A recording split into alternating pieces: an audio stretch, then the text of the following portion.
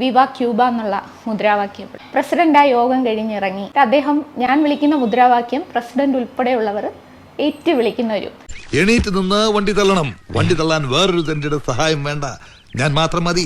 പല രാജ്യത്തുനിന്ന് വന്ന ആളുകൾ എല്ലാവരും ഒരുമിച്ച് നിന്ന് ആ മുദ്രാവാക്യം ഏറ്റുവിളിക്കുന്നു.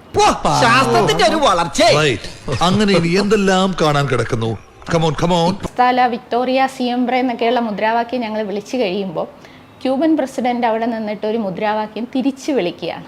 ഇങ്ങനെ പോലെ കെട്ടുകഥ ഉണ്ടാക്കാൻ ഇത്ര വിദഗ്ധം മലപ്പുറം ജില്ലയിൽ വേറെ ഇല്ല.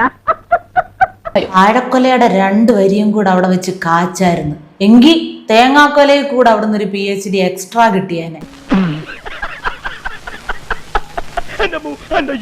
വിവ ക്യൂബ എന്നുള്ളതും ഹസ്താല വിക്ടോറിയ സിയംബ്രെ എന്നൊക്കെയുള്ള മുദ്രാവാക്യം ഞങ്ങൾ വിളിച്ചു കഴിയുമ്പോൾ മസാല ഇട്ട സീബ്രയോ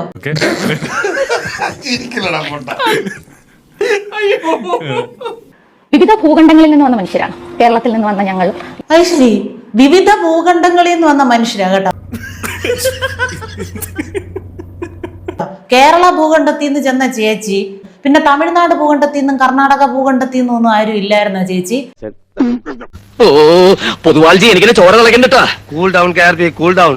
നമുക്ക് പിന്നെ നിയമപരമായി തന്നെ ഒതുക്കാം. ഇന്ത്യ ഭൂഖണ്ഡത്തിൽ നിന്ന് വല്ലവരും ഉണ്ടായിരുന്നോ? എന്നിട്ട് വലിയ ബുദ്ധിജീവി ചമഞ്ഞിരുന്ന ഈ വിവരദോഷം എല്ലാം പറയുന്നത്. സത്യം പറഞ്ഞ ആശാനെ കഴിവെച്ച് നോക്കുമ്പോ ആശാൻ ഈ ലെവലിൽ അറിയപ്പെടേണ്ട ആളല്ല, കുറച്ചും കൂടി ലോ ലെവലിൽ അറിയപ്പെടേണ്ട ആളാണ്. കഴിവുണ്ടായിട്ട് മാത്രം കാര്യമില്ലടാ.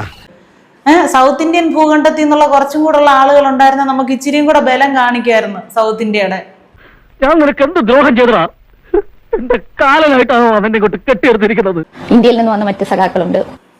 ആദ്യം പറഞ്ഞ് കേരളം പോലുള്ള ഭൂഖണ്ഡങ്ങളിൽ നിന്ന് വന്ന ആളുകൾ ഒരുപാട് പേരുണ്ടായിരുന്നു. ഈ ഫൂളിഷ് ലൈസ് ഒക്കെ എല്ലാവരും വിശ്വസിക്കുന്നു വിചാരിച്ചിട്ടാ? സ്വന്തം ഇഷ്ടത്തിന് തട്ടിവിടുന്ന നാക്കെടുത്താന്നുണേ പറയൂ. പിന്നെ കേരളത്തിൽ നിന്ന് വന്നവരെ കൂടാതെ ഇന്ത്യയിൽ നിന്ന് വന്ന ആളുകൾ ഉണ്ടായിരുന്നു. ഇത് കേട്ടോണ്ടിരിക്കുന്നവരാരാണ്? ഒരു കയ്യബദ്ധം നാറ്റുകരുത്. ഇനി ഞാനിവിടെ നിന്ന് ഡയലോഗ് പറഞ്ഞ കരഞ്ഞു പോകും. ഉസ്മാനെ രക്ഷപ്പെട്ടോ.